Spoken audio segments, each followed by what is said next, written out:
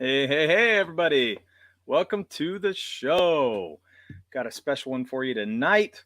We're going to welcome Jeremy Thevenot. Did I say that right? That's good enough, man. I know everybody's like Thevenot.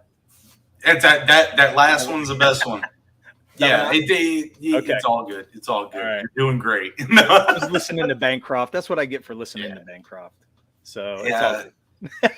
Yeah, the guy who doesn't pronounce words properly. Shoot. That's all good, man. Well, welcome to the show. I'm so glad you got to come on here. Oh, me too, man. Appreciate it. This is your first time on the show. Mm-hmm. Yeah. And I've been on yours, you and Joe. I was once with you and Joe, I think. On Art Bros. Nice. Art Bros. Yeah, that's right. Yep. On Art Bros. That was nice. Had a good time on there. And I'm sorry tonight we don't have Murph. I think Murph's out sick again, so we'll play that by ear, man. It's the way it goes. Good fishing, Murph. But we got Mo Biggs in the house. What's up, Mo? Hey. Mo's answering our poll. I put a poll out there. We're going to get to that in a little bit. Wouldn't back on Kickstarter for multiple reasons, but putting your book on there wouldn't stop me from supporting you on IGG or your own site or whatever. Nice. Awesome. Well, thanks for coming in, Mo. So far, you're the only one in the chat. Hopefully we'll have some, hopefully we'll have some other people show up. Murph is sick of streaming. That's great. Well, it's funny. Today I saw where somebody, I think one of the guys put a thing out about all these different awards that they would win for streaming, like the worst, like laziest streamer and all this stuff. And then Bancroft was like, well, I'm going to win every one of those, like he puts out crazy content every day. And he's like, yeah, he's a lazy streamer. I said, well, I think we got you beat because we have no content at all. And then Dean one-upped me and he goes, I think he was like, I think I got you covered, man. I win it all. So, well, you had Shelby, who just had his chair on stream for the longest time, and you had Dale Keown fall asleep on his. So that is rough. Those are some pretty substantial contenders for that award. I would say so, but I would give it to Murph probably over all of them. I mean, he don't even show up to the stream, and the stream just works. I'll tell my older brother this one. Like, look, dude, it just worked. No. Yeah, it'll just happen. No, it's because I'm making it happen. I'm always here, but whatever. That's fine. Dean and B-Rose are neck and neck for laziest streamer in my book. That's funny. I have to use emotional blackmail just to get B-Rose to stream it all.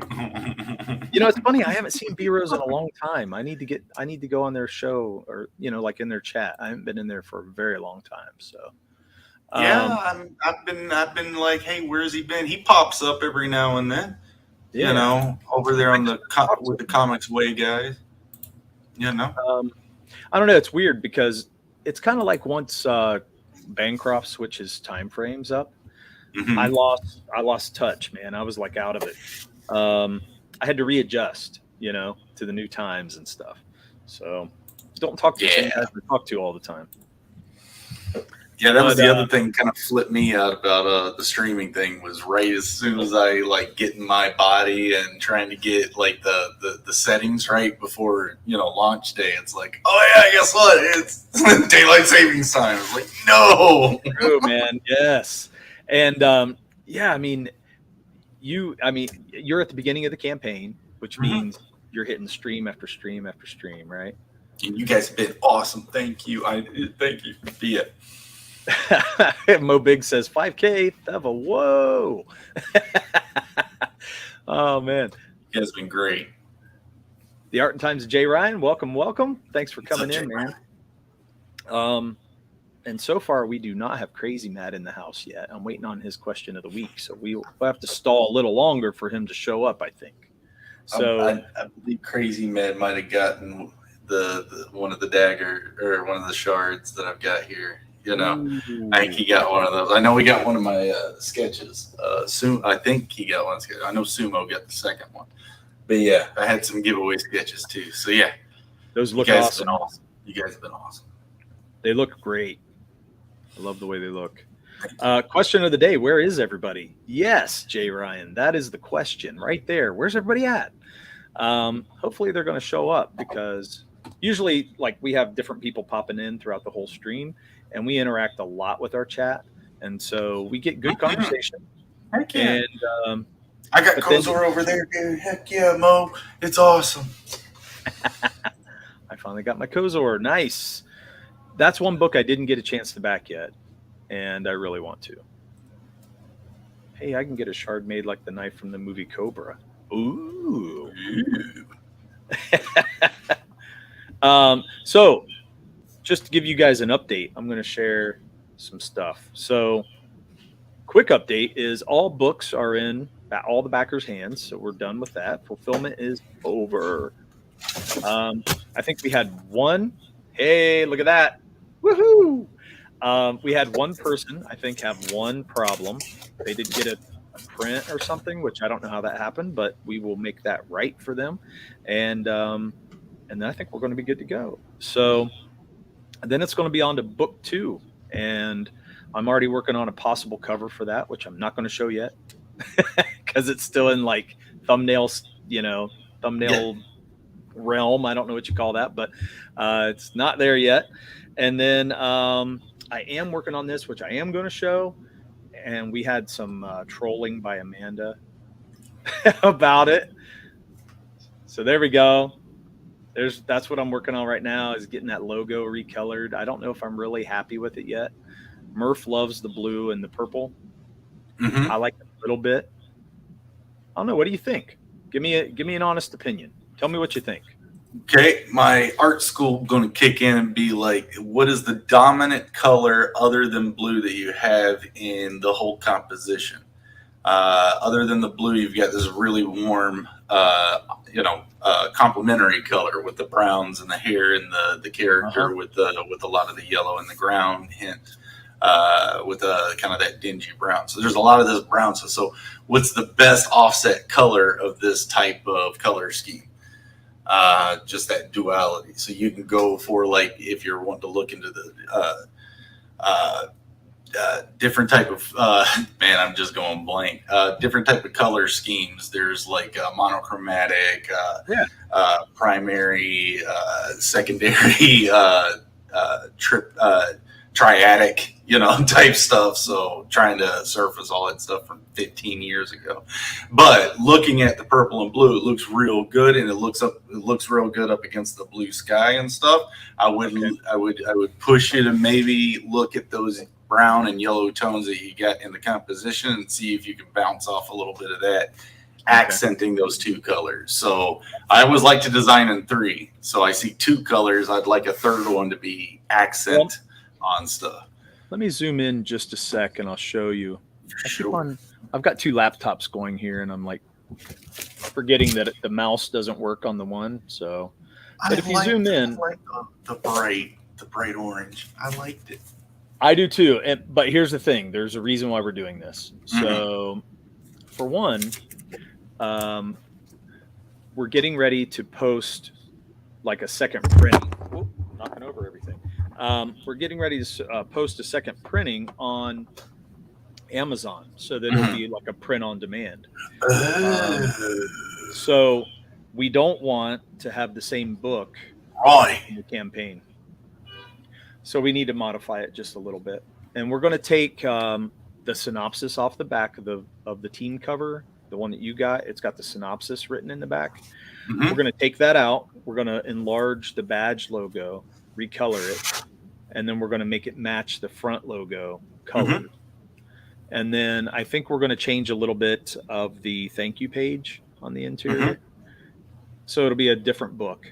Yeah. Okay. All right. So now I see. So you're kind of exploring new title colors. Yeah. Yeah, because this is like a second print. Let's just put it that way. We wanted to make it special for all the backers that, if you back the book, then you get the really awesome, cool colors. And not that these aren't awesome and cool, but I am more partial to the red and the orange. You know what I mean? In that first cover. So Golden, Mo Biggs has tried gold and silver. I wouldn't be opposed to that like suggestion. Yeah. It'd be cool if you had a foil print on that logo to get it to reflect that. That'd be sick. Ooh. But dream big. Well, and I'm not sure if I can do that kind of stuff on Amazon. See, we're following Chris Fisk's lead from Infant. Oh yeah, right here, yeah. And if you order his book right now, you can get it on Amazon. And I thought, there's no overhead. You don't have to have a stock. You can just have them print right to the person's house. It prints, ships out, and it's good to go. So anyway. Anyway, that's where we're at. That's awesome. But no, yeah, like I would say, I like the dual colors. If I like the purple and blue. I'd say go for it. I mean, that's what I was saying. I was like, why are you changing it from here? And I'm like, now I get it. Okay, cool. Yeah. Run with it. Yeah. Well, if you ask Amanda though, she kind of trolled us and was like, this bird, what's the bird doing over there?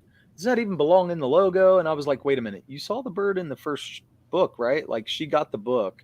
And I was just thinking to myself, Amanda, I hope you saw the bird on the cover of the first one, because nothing changed about that at all. And when she said it doesn't belong, and I went, oh no, what's happening? Is this a bad design? What's happening? So I don't think it's bad design, but I just wanted to kind of give Amanda some roughness right there. Give her a tough time about. It's like one of those. Well, I guess. And not derogatory term, but hobo language. They would have like their little signs and stuff painted that you. So we're like in The Last of Us, they had like the firefly sign, or like in Final Fantasy Remake, they spray painted dog graffiti, a cartoon dog. Right. So yeah, that's like one of those cool little symbols that you saw carved in a tree or something. Yeah, it's more of the what it really is like a family crest. It's going to be something that they put the markings on all their armor and all their buildings and things like that.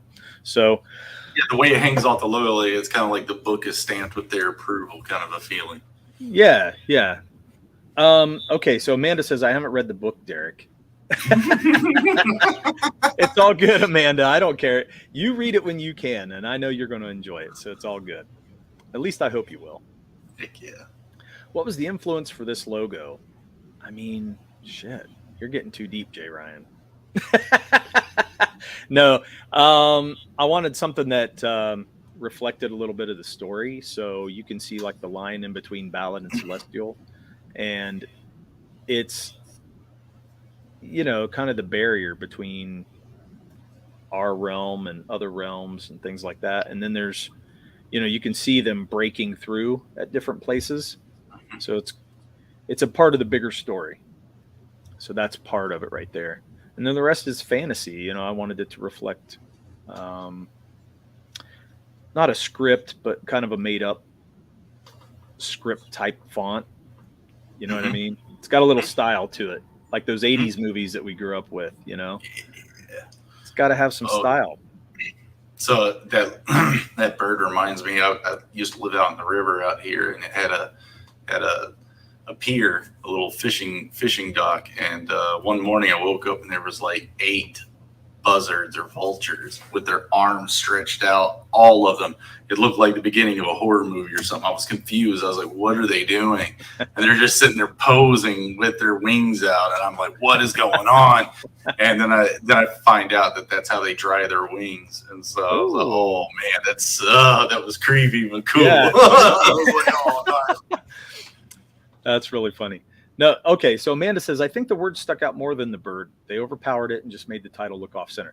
You're right. If you don't see the bird, the words are off center. So you were correct. It's just the bird is part of the logo, so that had to make it shift. Amanda, you need to at least read the thank you page where I'm honored. Dirk was able to sneak it into the book because Murph refused to read spoilers of Dirk's dedication. Yeah, Murph, you can't do nothing with Murph. He don't want us to tell anything. He don't even want us to tell the story. Excuse me for 1 second. Got to make sure you're Squeaky Toy is going to be getting us. Oh, it's all good, man. I did read that when they talked about it last week, but I didn't inspect the cover. It's all good. There's no problems. We're just experimenting right now. This is an experiment.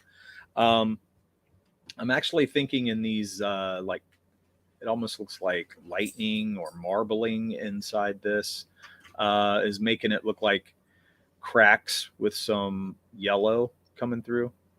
And so it'd be some of that gold color you were talking about, Mo. And it would look like it's like cracking open. So there's heat inside and like lava, almost like lava would come out, but it's not coming out. It's just cracking where you can see it coming through. So those are just some of the ideas we have.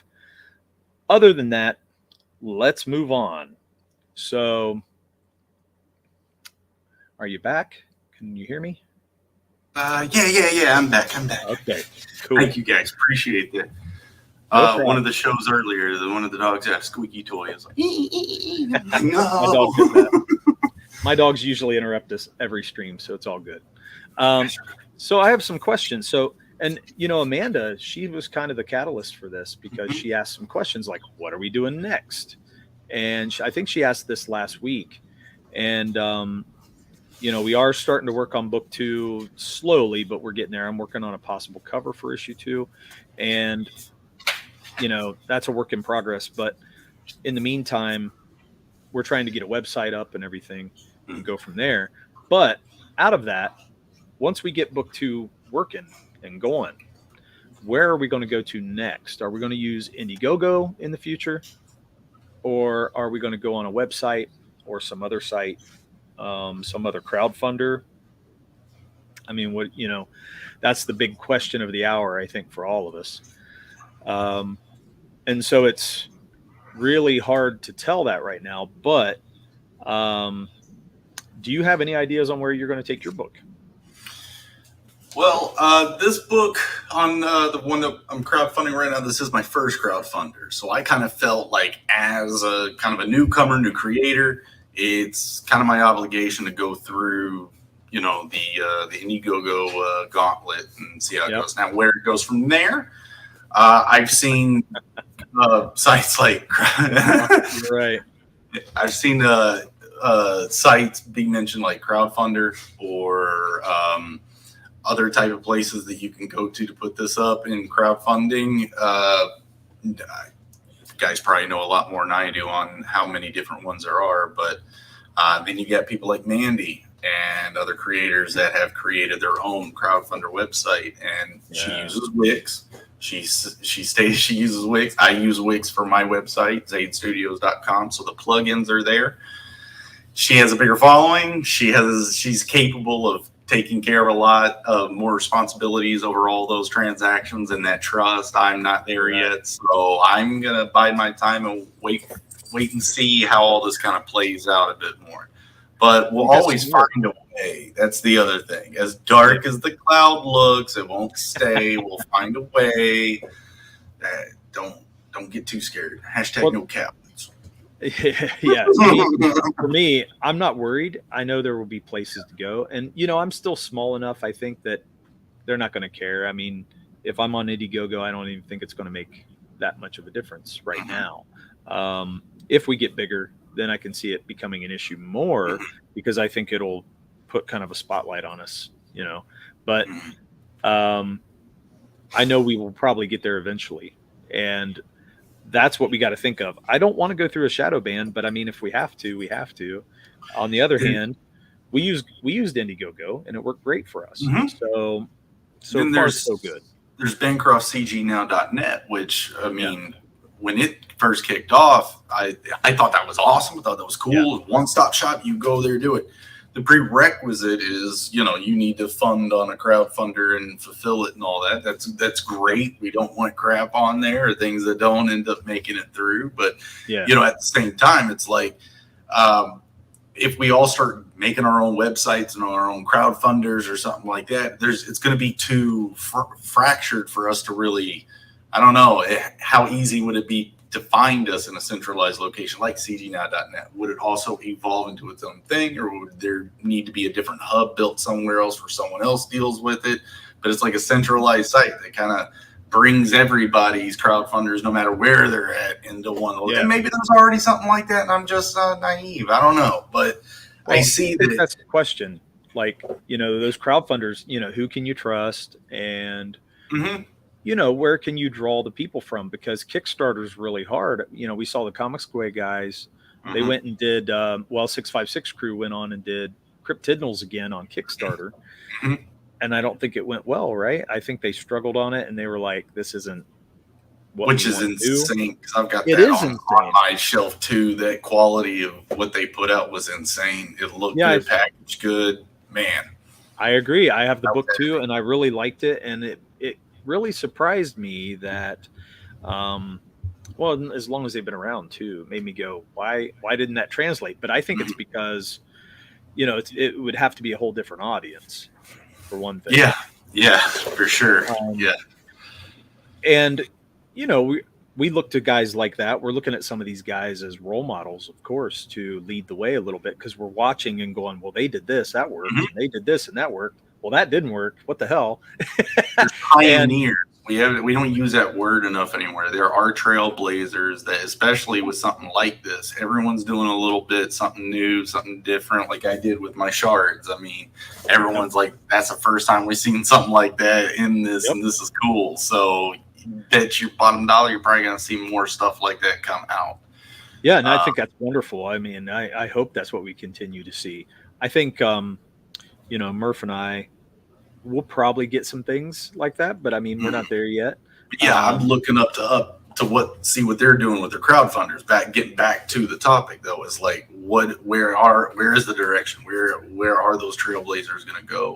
What is going to be the genius idea? Is it making your own crowdfunder so you control it? It's all you, or is there going to be something a little bit more kind of partially mainstreamish, kind of like Indiegogo? I mean, it does have its brand. It is easy to go, hey, family, go check this out. You can go share it with Aunt Wilma and tell her and the kids, hey, check. Oh, I know Indiegogo. Yeah. It's easy to do that. It's kind of hard to go, hey, Wilma, go to my website, put your credit card in. It's like, that's a problem. So just talking to my dad, my dad's going to support me, but he's mine too. But he goes, Indiegogo, what's that? What's that? I'm not my credit card. Right. That was the issue. So I've missed out on coworkers and some family that didn't want to back my campaign because they were uncertain what that was. And they were like, can't you just give me the book and I'll give you money? And I'm like, right. Not yet. I'm not there yet. I have to wait. Yeah. Yeah. The Art and Times J. Ryan says, my concern with joining any sort of group is that if 5 creators get together to form a group, it only takes one creator to not fulfill or run off with the money to lose trust for the rest of the group. That is very true. It is true. But it also only takes one person to piss off somebody, and then the whole crowdfunder's pissed off at everybody too. So that's kind of what we're seeing. You know what I mean? We're seeing some of that shifting, and that's the tough part of it. I think the best way to go for us, I don't know if that's, I can't say it. I can't say what's best for us. I think there's a lot to be figured out yet. I think there's a lot to be said, and we're going to have to see people kind of hit and miss. You know what I mean? For it to actually, make sense to everybody. I'm hoping sites like, I think Luke Stone is doing his own website. I'll be talking to him in a couple days on the Thursday, and then Mo makes a good point about GoFundMe. If it has none of these problems, or that's a sarcastic Mo comment, I'm not sure. It's Mo. GoFundMe has none of these problems. No, and he's right. You're not. You use your own site, you're not going to have the problems, but are you going to have customers? So once again, and that's partly why we said Amazon for the second print for those people that did not back on the campaign. We thought, Amazon is something everybody goes to, and they're willing to go to. So we were like, well, Chris really liked the quality. He said he's pretty impressed with the quality from them. And he said, I'm going to keep it on there because it's so easy and everybody will be willing to go to Amazon to buy my book. Mhm. They're not necessarily willing to go to some weird crowdfunding site they've never heard of, don't know who's handling the money. And, so there's factors in there that we have to look at. Yeah, let me correct my last statement. I did say GoFundMe, not GoFundMo. My bad, Mo. Let me correct that. So his he didn't say GoFundMe. He said GoFundNo. Okay, that was my flip up. So. It's all good, man. It's all good. Mo can be kind of touchy. He can get a little touchy in here. It's all good. My concern with Luke, nothing against the guy, but he was part of that Spencer's debacle, so not sure I put my eggs in the basket. Yeah, I mean, I understand that. I understand that too. That Spencer's problem was, it was a problem for more than one person, though, and I understand how it happened. It's unfortunate, and that's what we don't want to get back into, though. You don't want to slide into something because you feel pressured by one place, and now we have to go this way. And then you get into another trap. What makes it, what I found that makes it easy for me with my company is I established the trademarks on my own. I established the LLC on its own. I pay taxes every year on it. It's hard for me to give or to fall into a deal like that without having my NDAs signed and agreements signed and paperwork signed. It's harder for people to take advantage of me because I'm pretty much locked in, if that makes sense. Yeah, you're legit. Yeah. So it's really, hard to do. I guess that would be my best advice to anyone doing this. First direction, get yourself business locked down. Get all your stuff locked in. That'll change how you advance and kind of protect you a bit. Well, and those things, I know we need to work on those ourselves. But for me, it's like I'm gonna play it by ear because I'm trying to think of when we might even be ready to crowdfund again. It's probably going to be late next year. It's not going to be early. I know that because we have a lot of work to do. But if that's the case, man, so much can change in that amount of time. It's ridiculous. So we might see. What's that? Oh. I'm just Mo's messages. I'm like, whoa, what? There were NDAs on the NDAs. Jeez, it's nuts. No, mine are simple. It's insane. No, and and that's kind of where I'm at. I mean, I want to give all kinds of. Luke's website really does go off and does well for people, and that it becomes a thing for people to use. On the other hand, I don't know. I mean, I also see people really grow on Indiegogo. Like their first campaign may not be as big, but then the second one they grow up, and I want that. And I'm afraid jumping platforms is not going to help that grow. So there's an issue.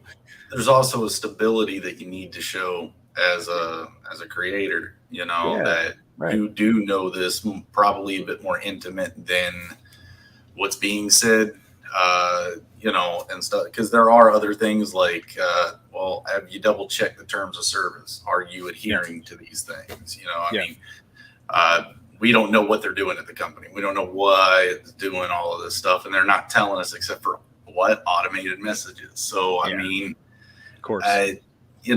Just double check everything. I come off very anxious. I mean, Bancroft said on his launch, I'm like one of the most anxious creators he's had, but he said, I care. And I do. I care not to screw up. I care not to sit there and try to blame everybody else but me. So I agree with that. Yeah. So I'm going to go through it and might maybe piss off a few people, but I love you guys. Y'all just did nothing but help me. So, I don't take anything like that personal. I'm just trying to get it done. Jeremy, I don't think that's necessarily a negative. I mean, I know Bancroft was joking with that, but I love him for that. I get it. I get it. Yeah. No, but I mean, I don't take your nervousness as a bad thing at all. To me, I feel the same way a lot of times. I'm just not necessarily showing it.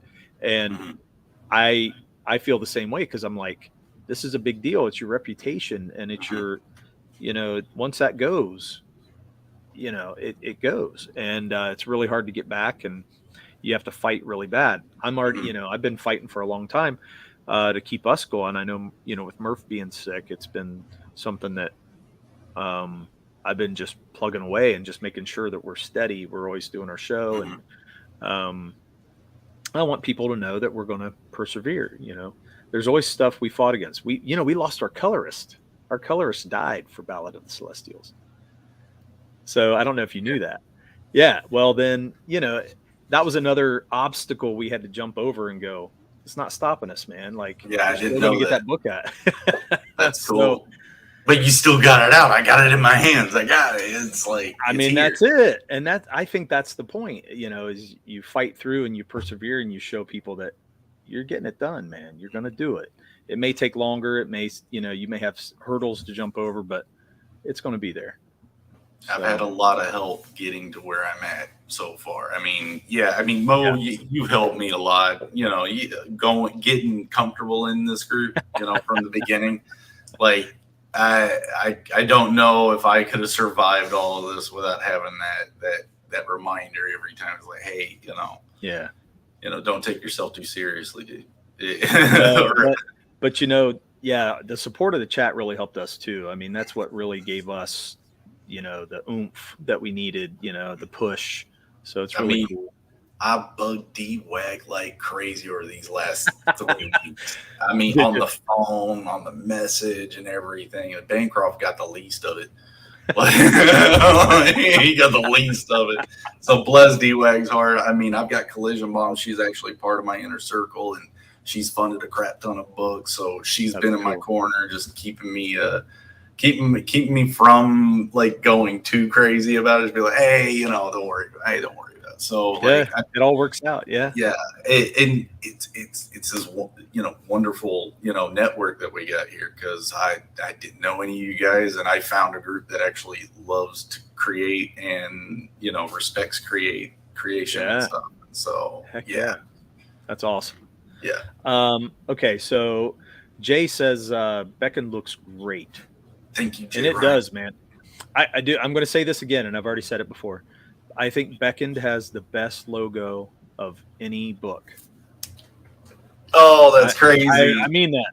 I do mean that. My buddy Kenton and me, we put that together in 2016 when we got the trademark down. So we worked hard at the design, and there's a secret to it. I'm not telling you guys because it ain't time yet. It ain't going to be time for a minute. Maybe after the end of the game, the end of the video game, we'll reveal the secret to the title, to the logo. But yeah, not until then. Well, that's what I love about stuff like that. The reason I love it, it looks finished. It looks well thought out, but it's still got a simplicity to it and an elegance, which fantasy should. That's what I'm saying. I was trying to reach that. I don't know if I reached that with mine, but I was trying really hard. And, but I think you guys actually achieved it, which was really cool to see. Thank you very much for that. Most says I was so excited to back Beckoned that it was the first time IGG got me with that damn $3. Oh no! Oh, the $3 tip sucks, and you know what? It almost got me too. And I had to go in. The only reason I knew was because I've heard on other streams people say, no, you have to manually go in and take it out and put it to 0. And I did that, and I was like, damn them. Yeah, the email I sent out before it launched, I did an email right the night before, and then I did an email right before that. Before it launched, and I didn't change the header.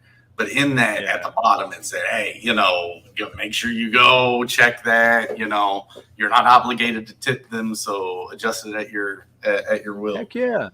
So yeah, I'm like, I'm not giving them money. They're already getting money anyway. Whenever we buy the book, they take a percentage of it anyway. So what's this tip about?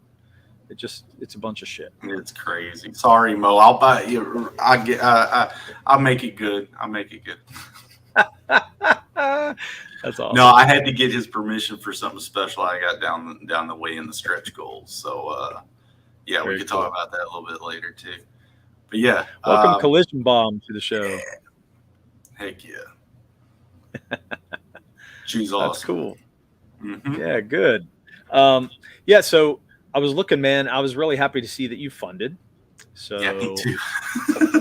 when did that happen? In 24 hours? Was it 24 hours that Now I'm within the gonna first 24 quote hours? Bancroft. Okay, Okay. he said Yeah. 25 minutes. It was 25 minutes? Yeah, Oh so my we got gosh. through the intro of his show, on his launch show for it, and I hadn't hit the launch button yet, so I waited a little bit. I think it was a few minutes into the show, and then I sent the email, sent that out. Once that was done with all the secret perks in there, I hit the launch. He played his video, and yeah, I think it was about 25 You know minutes what? from that. It was funded. That's So stupid. I remember that now because I was watching, but I thought it took a little bit longer than that. That's awesome, man. I thought it took a little bit longer too. I'm just quoting him. It sounds better. I haven't measured it yet. I was like, that's good enough for me. I'm trying to remove something from here and it's not working. So anyway, It's all good. there we go. So, yeah. Well, I'm going to give you basically the floor. How do you want to cover this? Do you want to cover with trailer? Do you want to just talk about it? How do you want to go into it? I can just go into the spiel about it.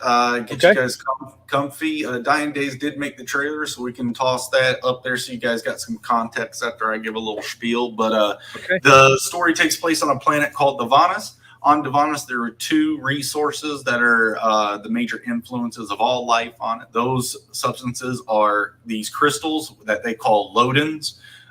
They vibrate, they hum a little bit, they ring a little bit, and they're all over the planet. So when they all ring and hum, they create a consciousness called the Shadrea.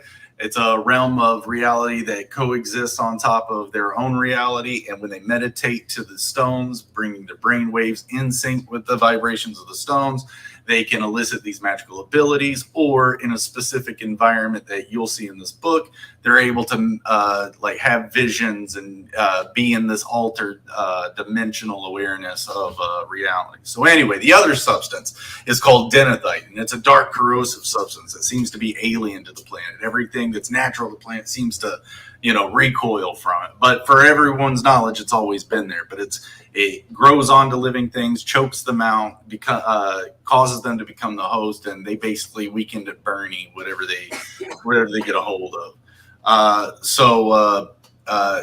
Anyway, our story follows this Jiri father, and the Jiri are these monkey type people that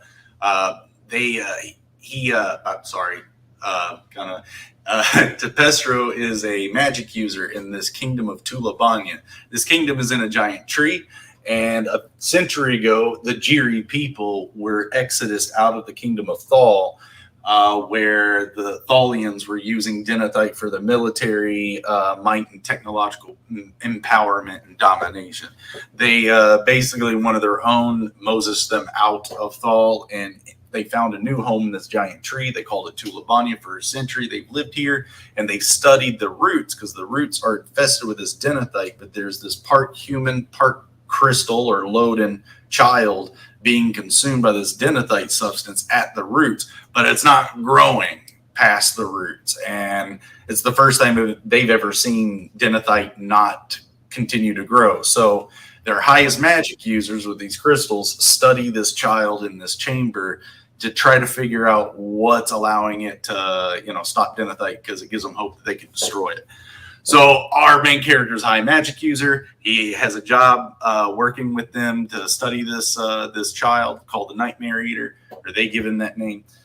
He's going to have an exam in the book, and that exam is so he can gain into the higher ranks, and it goes bad. Okay, that's awesome.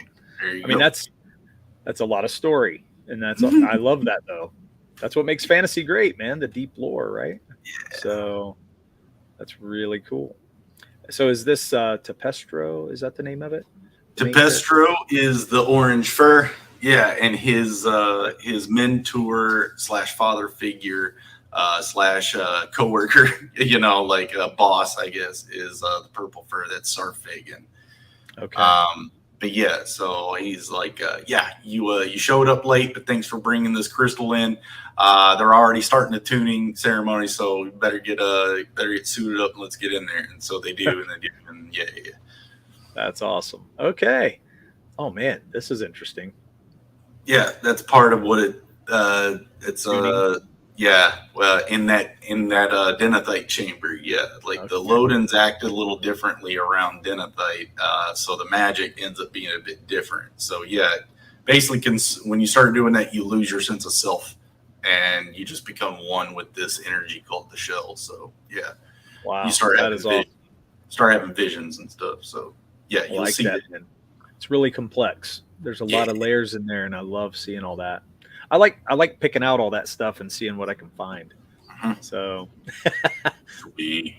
really cool. I think what drew me the most to this book was it's a light, it's almost got a pastel look to it, but it's not as pastel as you would think so. It's more of the glow doing that. So, but I like that because it gives it a very unique look. You know, there aren't many fantasy books that look like this, and it does. You mentioned the other day, Dark Crystal. Never ending story. Yeah. Dark so that was a big influence on you. Giant, huge, probably the reason. You know, Artax. I mean, Dark Crystal left a big impression on me as a kid. Oh, yeah. It really did. Which I didn't realize till later on. You know, when I wanted to show the movie to my kids, and then I was like, I really want to do it, but they hated it. They were like, "This is creepy. We don't like it." And that's why I liked it. I liked it too. And I was like, "Why don't they like it?" And they were like, "This is terrible. We hate it. They're creepy. We're not going to watch it." And they're hate sucking it to this the day. life out of the podlings with the light. It's like, oh my god, what he's showing his dad. Muppet murder. You know, how can you not love the Skeksis, right? Right. And yeah, I love it, man. So, what's up, Chris Fizz? Wow, we were just talking about you. Resvergam? I don't see that. I don't. Okay, am I saying that? Resvergam? Sure, I guess that's what I would say. Resvrgam, resolution, virtual reality game. Is that what that means? That could be. Yeah, that's a good one. Thanks. Well, welcome to the stream anyway. Thanks for stopping by. Yeah, thanks. Chris, welcome. Good to see you, man. Up, he goes, "Oops, wrong account." Did you not mean to pop in here, Chris? Oh, that was his account. Okay, gotcha. Yeah. So I'm not scared of puppets, but F Danny. Yeah, F Danny. Doubt. Yeah, I say that too. I want to see Jim Henson puppets beat up Danny. Some people are scared of puppets, and that is true. Oh, some people are scared. Goosebumps puppet, dude. That thing freaked me out. You know, back as a kid, I thought the Skeksis were pretty creepy. They were some of the creepiest we'd ever seen at that point. And but now I look at it and I'm like, man, that was a lot of creativity that went into those. Right. Yeah. The artist, I liked how they kept true to because I think that's a family, like artist family that ended up kind of crafting and coming up with a lot of the illustrations, and they stayed very true to it. So that was really cool to see. You know, like I said, dream big, guys. That's what I'm hoping for. That. You know? That's what I'm hoping for. Well, look who we got here. Corey Barton. Welcome to the show, Corey. Thanks for coming by. So here's your characters broken down. You've already talked about some of them. But this is Tepestro. Yes, sir. And how do you say the next one? Euliphe. Okay. And their baby, so that's Tepestro's mate or significant other, and their child Sardige, who's named after his mentor Sarphagan. Okay. Very nice. And then underneath that's Morthus. That's the Jiri that led them out of Thal. He so a century later, he now leads the people and basically governs the magic use in Tulabanya. So he's the head of the night of the Watchers of the Nightmare Eaters. So we'll be seeing him in this book. And he's the one that retained a lot of the knowledge of Denethite use and stuff. So it's kind of taboo in Tulabanya to be that knowledgeable. But again, that's why he's a leader. He knows how to, how to lead the people away from it, or at least use it. So yeah, but Okay. yeah, the Watchers are just the lower. What's going on? Pronounced Resurgam. Resurgam. It's Latin for I shall rise again. Okay. Getting all nerdy on us there, Chris. Blue Chew. They should have called Viagra Resurgam. Right. That's what I'm saying. Blue Chew, baby. That's cool. Look at that. That's awesome, Mo. So Mo got Mo got his Kozor. It was great. And Corey's saying thanks so much for getting Kozor. Glad you like it. I got mine here too. Oh man, this is good. So Yeah. I liked Chris when he was talking in a stereotypical Asian voice, the Chris that explains things. I'm not entirely sold on. Yeah, I kind of like that one too. Jay, I like that version too. No. He's probably laughing out loud when we say that. Right? You ever hear Chris Fisk laugh? It's really a lot of fun. So He's cool. So yeah, dude, I mean, the characters in this are really cool, and I like I love the look of the Watcher. So is that a mask on them? Yeah, basically a wooden mask with one of those crystal lodens embedded in it. So in this chamber, once they lose sense of self because they're tuning in the, and now they're kind of coexisting in the shell and get these visions, sight is not an issue. I mean, it sounds like it would be because they'd be walking into things, but the shell kind of just guides them in their spot, and they kind of just basically stay there, in one spot, tuning the whole time. So, it's a way to kind of keep their eyes and everything from the distraction as well. But yeah, it's also pretty freaking cool looking. It is cool looking. I really like it. And sometimes, those simple designs like that just really give it a look that you never imagined. So it's a lot of fun. Okay, so anything else you want to cover? Do you want to cover the trailer? Do you want to do? Yeah, we can watch the trailer. That's Dying Days of YouTube guys. Y'all need a trailer. Go get Dying Days to do a trailer, man. That guy kicks butt. But yeah, that's the Shantan Jetty cover that we got. So blessed to have him be gracious enough to agree to do that. And wow, did he bang it out of it? He knocked it out of the park, dude. Yeah, I saw it. It was really nice. So we'll get that in just a sec. So most as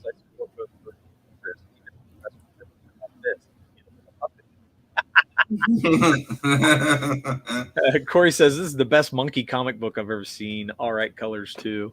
Thanks, Corey. Mo says I'll let that slide, Corey, since orangutans are not monkeys. Oh man. On a scale of 1 to furry degeneracy, where does Beckoned fall? Good question. On a 0. I've said this multiple times. This is not a furry book. Good. No. That's good. I don't know. And it is suitable for teens, too. There's a little bit of blood, but as far as the violence, we're not like getting limbs hacked off just yet. So, yeah. I mean, what's funny? Ours was pretty bloody on a couple pages, and a little kid liked it. I mean, he reviewed it. I was like, okay. It was Mortal Rising's son. Cool. All right, yeah. Oh, okay. Well, there we go. So I'm gonna be on Immortal Risings on Monday. This coming Monday. I've been trying to get on his show. Like I've been on there before. He's cool people. I like the fact that he kind of focuses on high fantasy subjects. So it's cool. He's a lot of fun. Let me make sure that I'm sharing this with audio. I think I am, but I want to redo it. So awesome. We'll go back and get back to this. Here we go. I got my Kozor, Corey. I'm gonna read it soon, dude. I got that in Mavericks to read, and Dallas Celestials. Is that the sound of a large airplane above my house? Are they out to get you, Chris? Oh yeah, I'm a mod here. This book would have been better as a manga. Oh no! The video game is kind of mongerish. Oh man. Mo says, "Wow, that was fast. Guess we can call it Enola Late and Gay." All right, let's get to this. Let's get to this trailer, and let's see. Play it here. Yes, I'll Eric. put it full Yes. screen. And let me solo.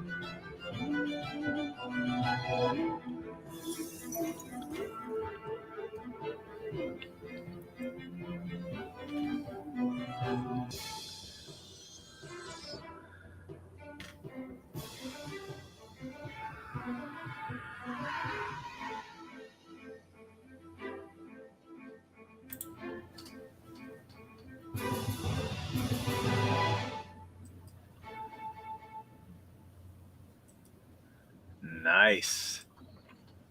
That was gorgeous. Yeah, man. Super cool. Arrogant Ape says, can we get a cookbook follow-up campaign called Beckoned in the future? It's funny Arrogant Ape says that because I do have plans to make a cookbook, and I'm not kidding. I've already got a couple of recipes. Oh, nice. Yeah. So look for that in the future. I got a Beckoned cookbook getting ready to be made. And if you got new otherworldly type recipes that taste good, let me know. We're always willing to try some new flavors out. Very nice. Mo says the monkey's faces are more human looking than manga characters. Thank you. Oh, okay. And one more. Arrogant Ape says, hail Mo. Wow, getting used to a new phone. I typed hail and it almost autocorrected to haiku. I would have been silent for life in all streams. Haiku, Mo. I was expecting you to hear Metallica's Blackened with a lyric swap for Beckoned. That would be fun. That would be a lot of fun to do. Nice. So, all right, man. Yeah. Anything else you'd like to cover? You want to cover the like the tier, like the tiers, guys? I can make it real quick. We got single book tiers, but I don't know why you're doing that. I mean, you're going to be paying the same shipping for the cover collection. It's the same shipping. You get more books and a bonus loading in there or crystal. And guys, I mean, do your math. If you do the math on the 4 single ones and you add them all together, that's $70. Obviously, I did better at art than I did at math because there it is. There's your deal. Go get it now because I'm going to update it possibly this weekend after everyone gets paid because of their paychecks and all. I've been hearing a lot of people going, I don't get paid till Friday. Mm-hmm. So I want to keep them the way it is right now and going to be giving an update at the end of the weekend. Give you guys get a chance to go for what you got now. But I don't think I'm going to take too many off. I think I'm just going to add a couple more, bring some stuff that are in the add-on section out up front because right now the posters have no shipping and they're in the add-ons. So you have to buy a perk to go get that add-on. But right now they don't have shipping because I need my bathroom back. I've got it filled with parcel tubes and I need to ship posters. So get them now. I kind of did that on purpose. So I'm going to be changing that at the end of the weekend too. So make me regret doing that. I thought it was kind of fun and keep me on my toes and probably get some posters out. So, help me or don't help me. They're going to change this week. That's awesome, man. Yeah. So good. So, that's one of the hardest things I found about the whole campaigning piece of it was just keeping all the changes. You know what I mean? Stretch goals too. If you don't mind, I'll present that screen because Mo does have something to do with these stretch goals.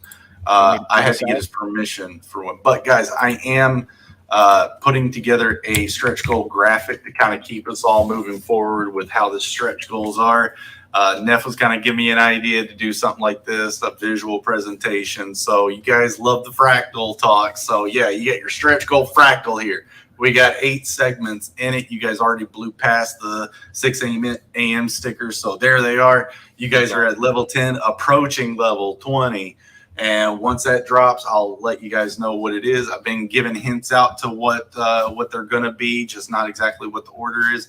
I've come up with more over the time, stuff that we've thought about in the past, but we're bringing back for this to complete this little deal here. So you guys just keep it pumping. We'll keep revealing as it keeps going. You know, guys know there's prints out there, but I had to get that ARO that I did all that time ago. I have to get it printed and stuck in this book. So let's get it there, guys. That's awesome. Yeah, I love it. They're still going off on this bacon thing. That's fine. Bacon.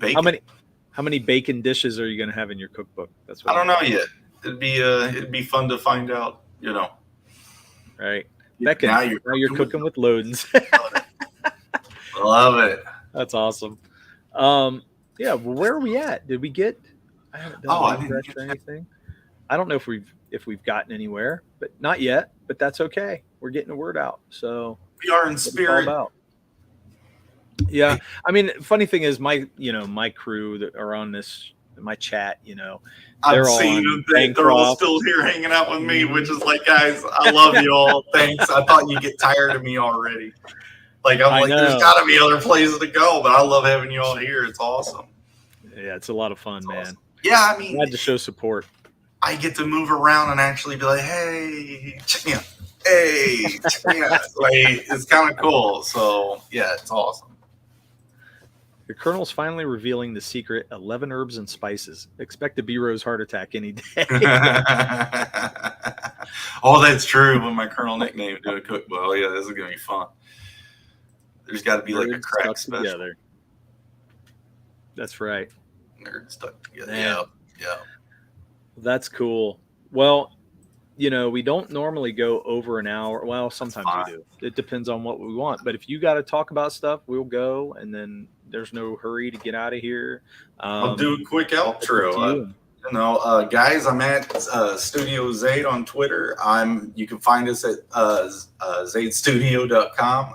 That's basically where we kind of keep up our personal website at. We've got a Facebook at Zaid Studio. We got Instagram at Zaid Studio. But if you're interested in consuming lots of stuff, there's the like I said, zaidstudios.com. You can go there. You can hit Steam up and try that prototype RPG. Let me know how you guys think about it. It'll be fun. But yeah, that's it. Love you, Corey. We don't have to get out of here, man. I'm glad you did that. But tell us about the Monkey Kingdom. Oh, okay. Yeah. Monkey Kingdom. They are, like I said, it's only a century-old kingdom that's in this giant tree. And in the giant tree, the roots are infested with this denethite. So their whole society is basically built around, at its core, these guys, these watchers and tuners studying this thing.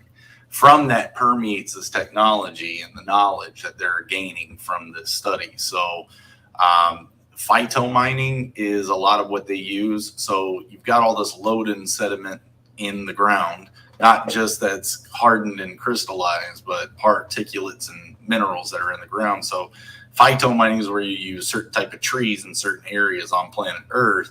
They actually, as they're photosynthesizing and feeding off the moisture in the soil, they're bringing up, minerals like copper and nickel and stuff. And so you can actually tap certain trees and get green sap coming out of them, which is just nickel. So it's a neat way of mining with trees. So they kind of basically use these crystals to hyper juice up this plants, and they're learning to make plants grow into shapes. And so they're doing airships, they're making fuel out of it. Their whole civilization is just basically built around, let's keep advancing this, because they're trying to build up a defense from what they came from. What's my obsession with monkey people? So there's this element of panspermia that I like in the theory of panspermia is the theory that humans or life on Earth had been like maybe seeded here, been carried here by an asteroid or an alien, just kind of seeded the Earth. I like fantastical ideas. I do not tell you. I don't say that I believe in these things by any means, but man, are they cool! Nothing wrong with that. Man, are they cool! Weird things on here. It's okay. Yeah. So good. Panspermia is a really neat idea. So I was like, okay, take that idea that if humans could evolve and you go with the Darwinism of evolutionary, progression, then apes or primates are a very similar situation to us. So their jump to a conscious awareness to talk and develop civilizations. We don't know. If that's the case, we'll have dog civilizations in a few million years. Anyway, interesting. So I don't know if I've heard that before. What's that? That theory. I don't know if I've ever heard of that. Oh, panspermia? Yeah. Oh, okay. Yeah, it's just a goofy sci-fi like theory that. Okay. Or I maybe Carl Jung liked it, or those guys that were into space stuff. Sure. Who I think it really comes from a few of them, is this idea of panspermia, which is like an asteroid that had minerals from somewhere else just crashed, and that's what kind of hyped us up. I guess I have heard of that idea before. I just never heard it called that before. So Phil had fun with that one with me. I was like, sperm, what? I knew that's what he would hit. Yeah, like, I mean, those theories are always interesting to me. I am curious about them. I don't believe that necessarily, although anything I guess could happen. It's just very interesting to me. Thought processes. So there's a little bit. Why are they monkey people? I've got humans on here too. So feasibly, I would think it was fun to kind of put one evolutionary stage in the other, and the seemingly lesser one is actually the more technologically advanced one. Because they're kind of closer to the Earth. They feel it more. They're kind of like more sensitive to these loaded crystals than humans are, which is why Tulavani is kind of the one doing airships and stuff. We have other humans and kingdoms and Divanas, but none of them are doing airships. Right. So Chris says the Pantera song Planet Caravan has a video that explains panspermia. And cool. Jay says ancient astronaut theorists say yes. Right. Those astronaut theorists are going to be in Ballad of the Celestials. Got the History Channel everywhere. Oh, spoilers. Got the History Channel guy with the hair. Science. I told too much. Murph's now going to have a hissy, and you're going to see me get decked out on stream at some point. Aww. Is there going to be a manga spinoff? No. Humans try to seed the earth all the time. It's disgusting. It's very true. He's not wrong. Corey, you don't have a wrench everywhere. But I think Corey does have a wrench here. Is that Louis C.K. that was, or was it Henry Weinstein? Yeah. Yeah, Corey does have a wrench on here, guys. So beware. See him laughing? Oh yeah, the evil. Hey guys, like the best wrench that we all, I love y'all wrenches. Y'all do a lot of great work sending out those links. But Frog G, guys, that campaign's still going on. Don't miss it. Yeah, I need sure every one of y'all backed it already. So there's so many campaigns out there that I am having trouble keeping up, for darn sure. Mm-hmm. There are the ones that I know that I've locked on to that I'm like, I'm getting that one. I'm getting this one. Mm-hmm. And then any in between, I'm like, okay, on the list. Right. That's kind of where I go with it. My coworker tried to seed his sock in our break room once. That was 20 years ago. Jeesh. Seed his sock. Tube socks, man. Tube socks. And Dwight, that's the worst. That's part of the cookbook for Beckoned. Dwight wants to make a sock wine. So don't tell him this. This is yikes. Yeah. Yeah, stay away from that. Yeah. If you're going to talk about spermia thingy. Stay away from all that. Chris comes on our channel sometimes, so take that back. Take that over there on Thursday, Chris. He'll love it. Oh man. So that's what I wanted to ask you. Who is fulfilling? You're fulfilling all this yourself. So you're going to do all the shipping, all the packing, all of it. Paying the dues. Yeah, man. That's one thing Murph and I were like, hell no. We're going to go with our Right. Yeah. The thing is, I am looking at using hockey to kind of, I'll send them the packaging material. That's a good idea. And get it all over there in upside down land, so I know not one hanging off in the ocean somewhere.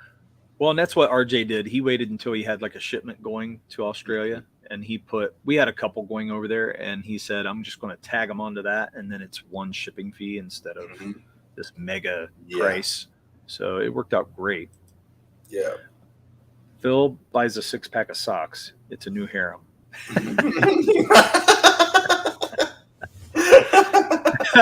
Give me back my socks. Advanced civilization. Oh man, where are we going? Always off the deep end with you guys. Always off the deep end. If you're talking to Murph, it'd be off the flat Earth deep end. We'd be going off the edge. Does he use tube socks or ankle socks? No, he just he talks about Antarctica being the ice shield, so flat Earth theory. Or I came up with an idea of larger Earth theory. So maybe it's not flat, but what if it's just a shit ton larger? Yeah. Than what we're thinking. Yeah, ice wall. It's all cool. And then like the old maps they say they're old maps. The pictures are just imagination exploding. You're like, ooh, what could be on that content? What could be on that one? And it's just some dude in his basement go, I like this shape. It's just what it does the imagination. It's great for creators and artists just to feed into some of this. Just humor the listen. Don't buy into the mind control crap out there by the news or even by anything else. Don't buy into it. Just have fun with life, man. Take control, take care of yours, have fun with life, and enjoy some stupid pictures that are saying this is extra continents, because your brain can write some cool stuff off of that. Mo says Corey's only delaying the inevitable, and Corey says Mo is only delaying the inevitable.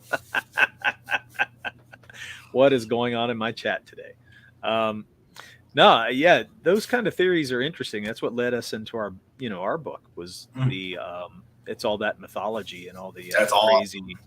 Yeah, it's like we're going to get into that the deeper we go. It's kind of weird because our book, we open with the characters, but we're not diving yet. We're going to get deeper. There's that Robert Seabird that did the flyover and the inner Earth theories and stuff. Yeah, it's like Robert Bird. Robert Bird. Yeah, he was the one in Antarctica, right? Mm-hmm. Yeah, that took the expedition. And then he went back with a plane, apparently, and like his record says that he flew in, had like UFOs come side by side that had like Nazi stuff put onto it, and there was all like a base somewhere. And that's what they found under the ice, I think. He said inner Earth in the ice. Yeah. So it's cool stuff to think about, and have that imagination boil. But that's cool that Battle of the Celestials has some tie to that. I'm going it's that open soon. Yeah, I mean it's now the story doesn't hit there yet. Right. But that's where it's we're talking about mythology, so we get to play with all that stuff, and that's the more fun thing. Is that our world's open? We get to just so play Beckoned does as much as we want. Beckoned does play a little bit on that ancient technology stuff. Like, what if they were more technologically advanced? Did they find a way to use portals? There's an element of that in what Beckoned's going to be dealing with. Again, you guys aren't going to find that out till after the game, but until those things start to piece together. And that's where the multiverse theory comes into play. That's why I'm so pushing on the science part of the magic system, because it's all got to check out once I get to this crescendo. So yeah, that's really cool. Man, that's awesome. I have maps of the landmass of Antarctica before radar, lidar, etc. So either it was free of ice or it was seen from space well before it had ice. Wow, that's pretty cool. And hey, Immortals here. Rising? What's up, bro? Good to see you, man. Honestly, I'd say Mo should read Berserk and skip the anime. Do these monkeys have VR yet? No. I guess that is their VR. Except they can't control it, you know. They're having Oh, this is the second time I've knocked my mic over tonight. it's a heavy axe, man. Yeah, see? Yeah, look at that heavy axe. Yeah, coming straight from Battle of the Celestials. It's like chop the head off right there. Yeah. Is that a 3D print of that axe head? No, it's made out of clay. I did it for out of clay. And it was because I had to draw this shit. And I was like, well, when you got this complex of a thing, it's hard to draw the angles like this. Mm-hmm. Right, yeah. And I'm like, I really needed something that I could look at that would help me. That's thinking. So, yeah, I had to make it. Then I thought, well, it makes a good little visual right here. Silicone molded. I know. I want to epoxy, sell them. I know some people, that are 3D printing and stuff. So I was thinking about doing that as well, just for fun. Mm-hmm. We'll get there eventually. He's trying to type on his cell phone. Oh shit! Why he's on the treadmill? Yeah, Chris is. People tell me one of the main advantages of manga is all the stories have a beginning and ending. Why would I jump on that on one that won't be finished? Ooh, shots fired. I would love to do that in case you get how TV series are kind of written, right? Is they do have a small story that takes you from the beginning to the end. But overall, there's this overarching story. So I am kind of approaching a lot of my issues or games or with that in mind is I liked the old TV shows and the sitcoms. I hate bad sitcoms and they're cheesy, but the way they was able to sneak little stories in there each episode. Yeah, I like those. So I am approaching it with that kind of awareness. I don't think he thinks that you won't be finishing it. I think he was talking about Berserk. Oh, word. Corey. Yeah. So, and yes, that is my hammer axe. I coined that. That's my weapon. Nobody made a weapon like this. Never seen a weapon like that before. So, Ballad 2 axe tier. That's a good idea, Arrogant Ape. That is a good idea. See, I write this stuff down. I am. Write down silicone molds. Because you can mold that with silicone right now and start pouring plastic and sell it. I know. 3D printing is good too. Chris Fisk does some good stuff there. His resin prints are awesome. I can vouch for that. He printed my Taj statue out. Taj from the video game. Heck yeah. That's really cool. That's awesome. It's 10 inches tall, so I've just got to pay him enough, and he could probably replicate my clay sculpture that I've got. So, yeah, it's this guy. Ooh, nice. Yeah, that's still soft clay. So I had a 3D artist with a bunch of 200 pictures I took of this. He recreated it 3D, and then I had Chris Fisk printed off. And I'm like, I want a life-size awesome. Yeah, that's great. Berserk manga is better. Yeah. But the original anime Berserk was really good too, which they done the whole series in that style. Nice. The writers of Defiance had no idea where they were going, kind of like J.J. Abrams. Sometimes things can end and it's left to the imagination, but I'd say the journey is worth it, Mo. See, the chat has a mind of its own. They really take off. It's great. So it's fun. I mean, I love to interact with them, and they really they keep our show alive. They really do. Amen. But they give me some great ideas. See, I can't wait. We're gonna amp it up on the second one. I'm hoping. I have ideas. I think Murph has some ideas, so we're gonna try. Yeah, back to your fulfilling question about what I was doing is the only thing I gotta lock down is the printer. As far as everything else in the campaign so far, I make it here in house. So that's kind of why I was pushing those silicone molds, man. It's so nice to be like, yeah, I could just pour a few bucks worth of, some plastic and or epoxy and this stuff, and here you go. Here's some acrylic resin crystals. Cool. There you go. Yeah, try to look into it. But yeah, that and then these coins that I've got, like they're already being minted. So before the campaign's already ended, I mean, you guys already blew past it. It's got to fulfill anyway. So we went ahead and had the deal ready for that. So they're being minted now. But that's fantastic. Well, good, man. Well, hey, I think we might just end right here because I think it's a good stopping point. Sweet. Had a good conversation. I'd love to come back on sometimes. It was fun, man. Especially you're welcome on anytime. Yeah. Especially when he comes back on when he's feeling better. Yeah. And, we like to discuss a lot of stuff on here. So, I mean, we like to talk characters. We like to talk the making of comics. We like to talk anything and everything, mythology, world building, anything at all. And so anytime, it would be great to have you on, man. Thank you, man. Appreciate that. And you're doing awesome on this campaign. I'm really happy for you too. And which I knew it. I mean, as soon as I saw this, I knew it was going to do well. I mean, you can just tell certain things. And appreciate it. It's really cool to see. Oh, look at that. Corey. No, don't end. Look what you did, Corey. See, it's Corey's fault. We're ending. It's all Corey. No, it's all, man. It's all good, man. We got good work. The Art and Times, Jay Ryan. I respect you, man, for standing up for Berserk in the face of Mobigs. Blocking you. Ooh, man. Well, guys, we've had a lot of fun here. I thank you guys for stopping in. If you guys have already backed or have not already backed the book, take a look at it on Indiegogo, Beckoned Recourse.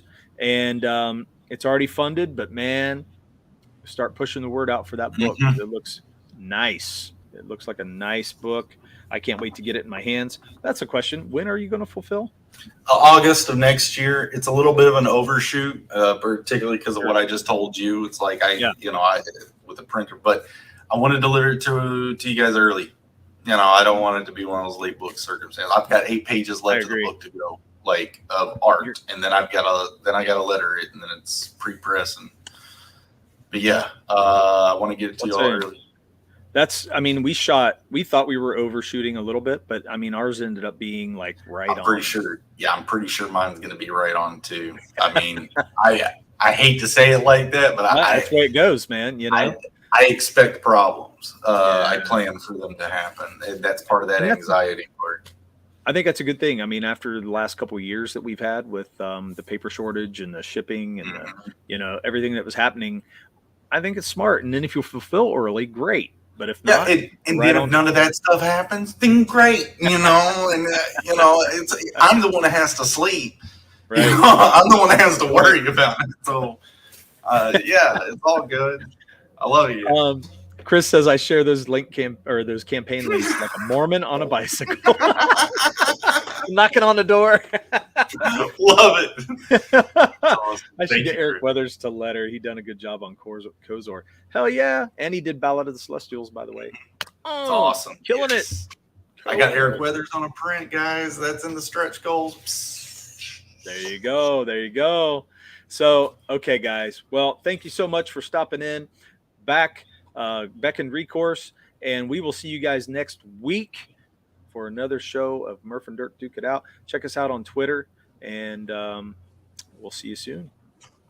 Bye. Later.